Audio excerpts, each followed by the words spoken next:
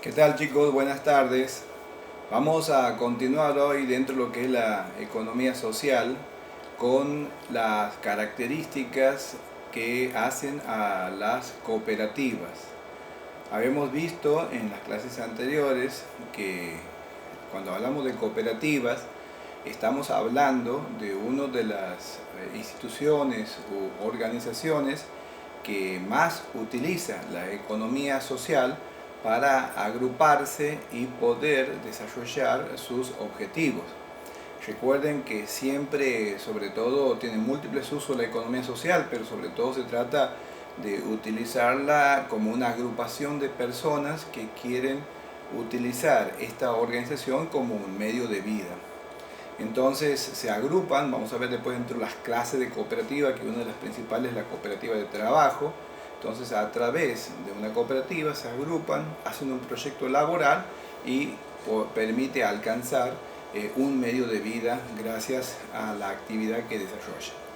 Pero cuando hablamos de grupos de personas, sabemos que es muy difícil entenderse, muy difícil congeniar.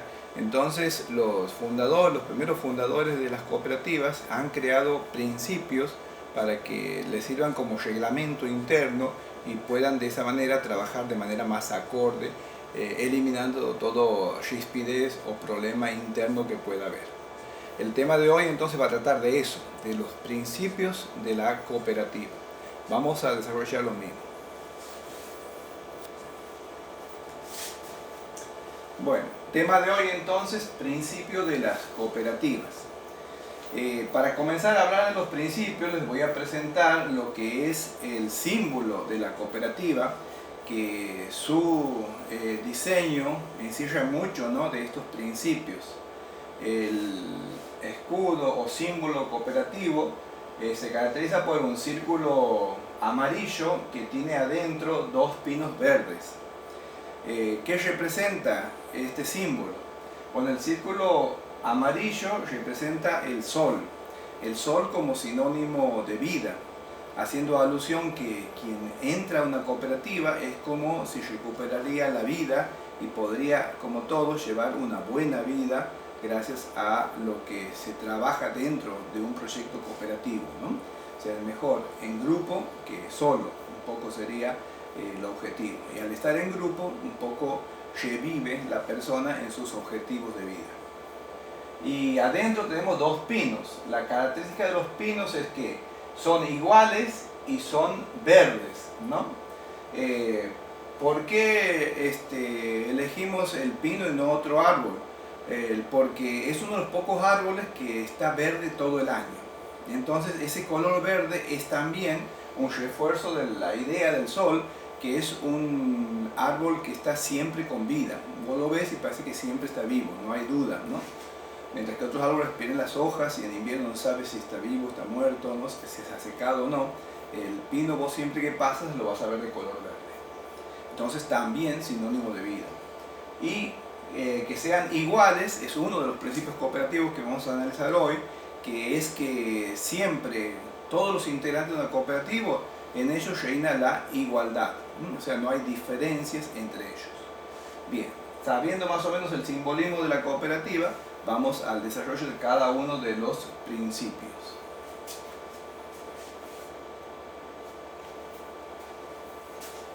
Bien, nosotros decíamos que los principios son las columnas vertebrales que van a sostener a toda cooperativa, o sea, todas las normas o el reglamento interno que debe tener siempre presente cualquier cooperativa para que pueda trabajar de mejor manera. El principio número 1 dice admisión libre y voluntaria, ¿no? Ustedes que saben que la palabra admisión significa ingreso o entrada, ¿no? Entonces, hace referencia a cómo puede entrar un integrante a una cooperativa.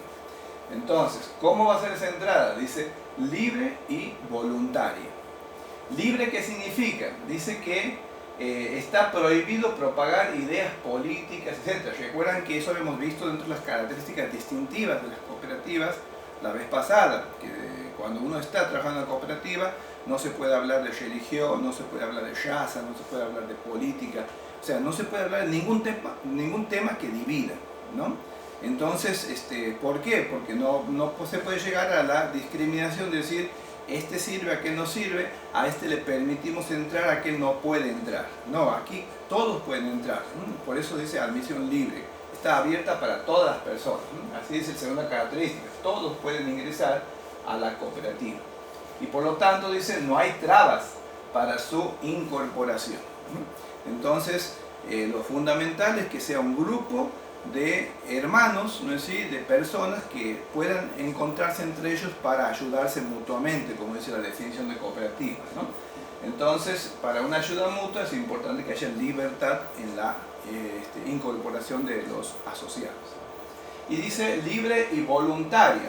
Voluntaria sería que no está obligado ningún asociado a hacerlo, o sea, a ingresar. También, si vos quieres te sumas, si no, puedes seguir solo o ir a otra cooperativa. Nadie te exige o te obliga a que sí o sí estés dentro del proyecto cooperativo. Aquí tenemos nosotros un emblema. Yo les he puesto en cada diapositiva una publicidad o propaganda que se hace sobre las distintas cooperativas que hay en Argentina o en otros países. Aquí tenemos una cooperativa, dice Cooperativa de Trabajo Nuevo Amanecer. Y van a ver ustedes que otro de los emblemas típicos de las cooperativas que pueden aparecer en distintas organizaciones de este tipo son los colores del arco iris. Porque el otro símbolo que vamos a hablar al final de la clase de hoy es la bandera del cooperativismo, que tiene los colores del arco iris, haciendo alusión a que ahí están todos los colores, ¿no? Entonces, están todos los colores significa que están todas las personas, haciendo alusión también a este principal principio de que la cooperativa es abierta para todos. Vamos al segundo. El segundo principio se llama control democrático. ¿Por qué? Porque dice que se rige con los principios de la democracia. Ustedes ubíquense en el sistema democrático que tenemos en Argentina y sobre todo al momento de las elecciones, cuando vamos a votar. Entonces, así como se rige la votación de un país democrático, lo mismo trabaja en una cooperativa en lo que respecta a los derechos y obligaciones de los asociados, ¿no? Dice, ¿por qué es democrático? Porque cada socio tiene derecho a un voto. O sea, no hay privilegios en los votos y por lo tanto un socio es igual a un voto. Eso significa, dice, la igualdad entre las personas, ¿no? Ustedes han visto que hay sociedades comerciales que existen los socios privilegiados y los socios quirografarios o socios comunes. Los privilegiados porque tienen mayores derechos que los otros, mayor capital, mayor decisión, por ejemplo. Aquí no, en las cooperativas no interesa cuál ha sido el capital que se ha aportado, no importa si uno es rico y otro es pobre, si uno es de una religión y otra de religión, nada, ¿no? Todos tienen el mismo privilegio y eso se manifiesta al momento de votar las decisiones, cualquiera sea el nivel que tenga el asociado, al momento de las votaciones se rige por este principio, un socio, un voto. En otras sociedades, algunos socios privilegiados, su voto puede valer 10. Eso lo van a ver después en derecho.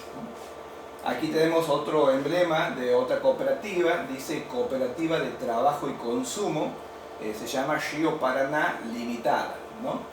Y tiene, fíjense aquí en el símbolo de ellos, un engranaje con los dos pinos adentro, ¿no? El sinónimo del engranaje es sinónimo de trabajo, ¿no? Como es una cooperativa de trabajo, y ahí vemos representados los dos pinos que hablamos anteriormente, ¿no?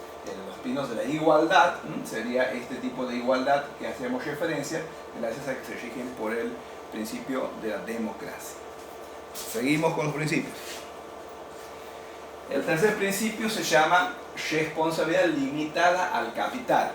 En este caso, este principio va a ser semejante a la característica fundamental de la sociedad de responsabilidad limitada, que está en la ley de sociedades comerciales, la famosa SRL, ¿no? Sociedad de responsabilidad limitada. Bueno, lo mismo que esa sociedad también le cabe para la cooperativa. ¿Qué significa? Que todo socio tiene responsabilidad limitada. ¿Limitada a qué? Al capital que ha aportado. o al capital que hay en la sociedad, ¿no? Dice, para eso toda cooperativa debe llevar la aclaración que diga limitada o su abreviatura que es LTDA, ¿no? Aquí, por ejemplo, tenemos un ejemplo de esta cooperativa, COTRAFE se llama, y aquí vemos la aclaración que dice limitada. En este caso, en letra más chiquita dice, es una cooperativa multiactiva de trabajo, fomento del empleo, de la producción y de servicios. Entonces, como toda SRL, entonces, en caso de que haya problema con los acreedores y de golpe un año la cooperativa no tenga los ingresos suficientes para cancelar sus deudas o directamente la empresa cierre por quiebra y ha quedado una deuda, en ese caso los acreedores no tienen derecho a ir contra el capital personal de los asociados.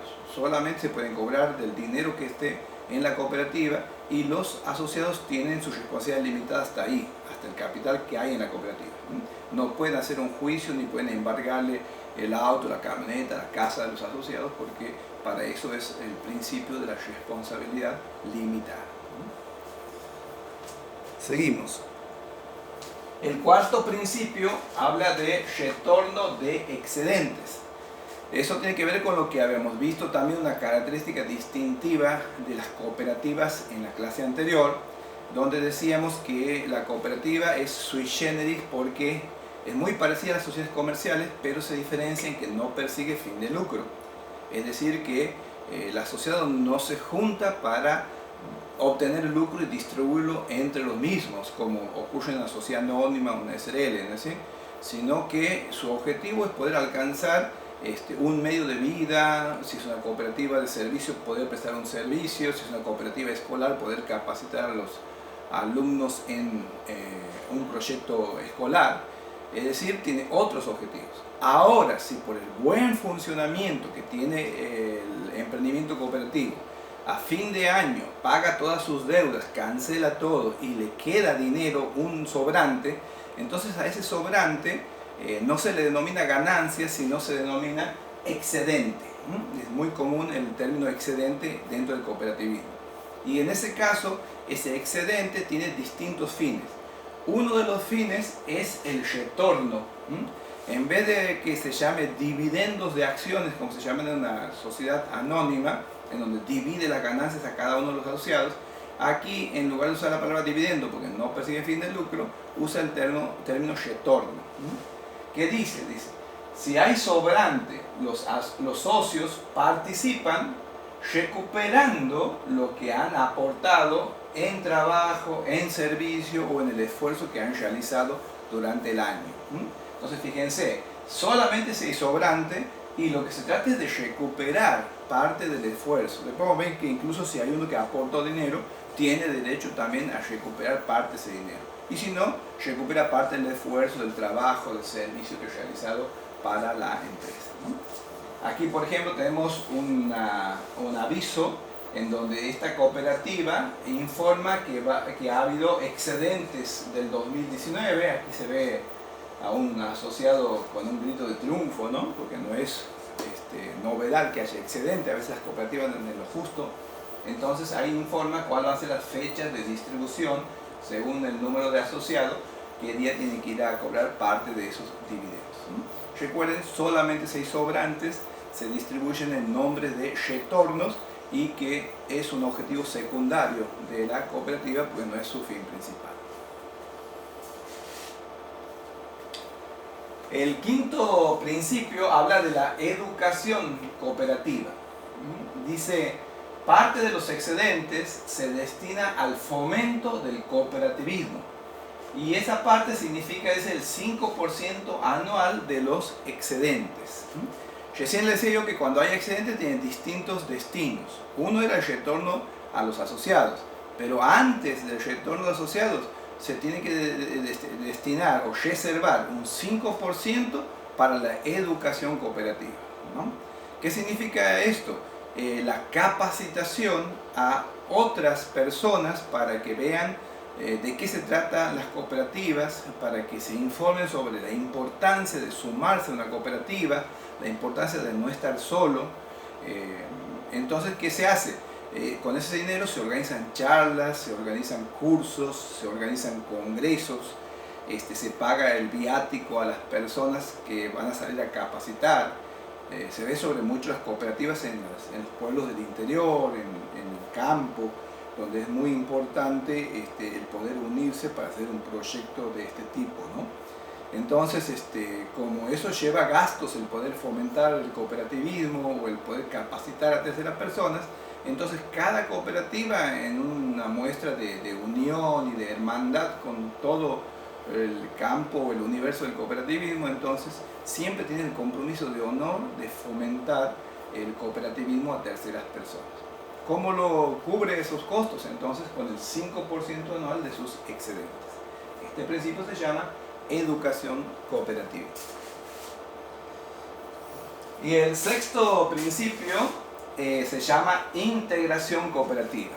Integración hace relación a la unión de las cooperativas. Esa unión puede ser a nivel provincial, nacional e incluso internacional. Y ahí, cuando se unen las cooperativas, surge un nuevo concepto que son las cooperativas llamadas federaciones o confederaciones. Eso lo vamos a llevar después más adelante cuando veamos las clases de cooperativa. Vamos a ver que según su grado, según cómo se unan, las cooperativas, cuando se unen varias de ellas a nivel provincial, se llaman federaciones. Y cuando se unen a nivel nacional, se llaman confederaciones. Entonces aquí tenemos, por ejemplo, un ejemplo de una federación, se llama FECOTRA, Federación de Cooperativas de Trabajo de la República Argentina, por ejemplo.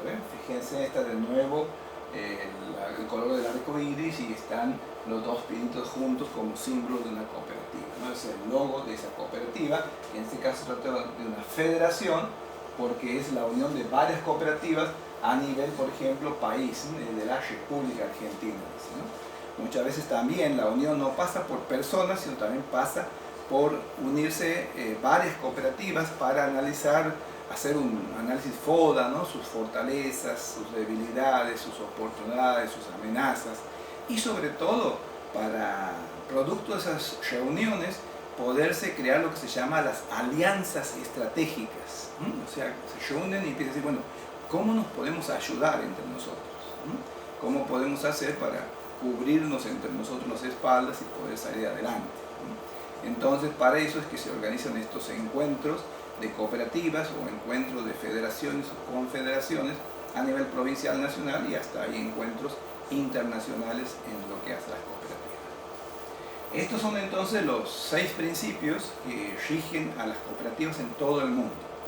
Esto ha surgido en Inglaterra, ¿no? En términos ingleses están expresados, y en la traducción, en lo que se va dispersando por todo el mundo, podemos encontrar en algunos libros estos principios cooperativos con otros términos, o sea, con palabras sinónimas, y por ahí a algunos nos extraen que en vez de 6 sean 7 u 8, ¿no? Como que a alguno le agrega un principio más. Pero estos son los famosos principios de Rochdale, se les llama. Rochdale es un pueblito de Inglaterra, en donde, como cuentan los libros que tenemos en la bibliografía, ha surgido la primera cooperativa en ese pueblo de Rochdale, en Inglaterra, que era una asociación de tejedores. El primer grupo de personas fueron tejedores que trabajaban entonces en los campos y se unieron para ver cómo hacer para que sus tejidos tengan mejor producción, distribución y comercialización. Para cerrar, vamos a ver la historia de las banderas del cooperativismo, ¿no? Ese es el segundo símbolo que tiene la cooperativa, la bandera. Tiene su historia, ¿por qué? Porque tenía una bandera vieja y la bandera actual de cooperativismo, ¿no? Esta es la bandera que ha sido desde sus inicios, ¿no? Con los colores del arco iris que, como decíamos al principio, simbolizan la universalidad o la integración de todas las personas, haciendo alusión de que hay una admisión libre y voluntaria, ¿no? Que nadie puede ser discriminado para incorporarse. Y ahí, con el tema de la discriminación, yo creo que ha empezado a surgir nuevas banderas de ciertos sectores sociales que han ido copiando los colores del cooperativismo, ¿no? Entonces así ha surgido, por ejemplo, la bandera de la comunidad gay. Seguramente que les resulta familiar, ¿no? Ver esta bandera portada por la comunidad gay, que son las que por siglos han sufrido la discriminación del resto de la humanidad, ¿no? Entonces, en estas últimas décadas somos nosotros testigos de ese gran salto de igualdad que han tomado la comunidad gay en lo que hace a los derechos y obligaciones de todo ser humano, más allá de cuál sea su inclinación. Entonces, ¿qué pasa? Había dos banderas iguales. Y después surgió con este mismo problema de la integración y la discriminación el grupo de los pueblos originarios, ¿no? También todos los pueblos originarios, los viejos pueblos indígenas de los distintos sectores, sobre todo uno cuando va a Salta, Jujuy, a todo el norte argentino, Chaco mismo, Formosa, es muy de ver estos colores de las banderas ahí perdidos en los pueblitos, aparecen esos colores, ¿no? Esos son la bandera también de esta comunidad especial que son nuestros pueblos originarios, que también hasta el día de hoy siguen siendo discriminados y no respetándose sus derechos de siglos que tenían sobre las tierras. Entonces también ellos han tenido y han diseñado una bandera parecida a esta. Entonces, ¿qué ha hecho el cooperativismo? Para que no quede igual esta bandera original, ha hecho un cambio en los últimos años y la ha adaptado a lo mismo. O sea, le ha dado la figura de la cooperativa, de los colores del arco iris al principio, y de la mitad como que se corta el arco iris y de cada color sale volando un ave, ¿no? Ese pájaro que vuela es sinónimo de libertad también, ¿no? Entonces ahí se agrega también un nuevo símbolo de la nueva bandera del cooperativismo: igualdad en todos los colores y la libertad en el trabajo. Bueno, muy bien, ahí tenemos entonces dos temas en definitiva que hemos tocado hoy: los principios de las cooperativas y los símbolos del cooperativismo. Muy bien, fin de la clase por hoy, nos vemos la próxima.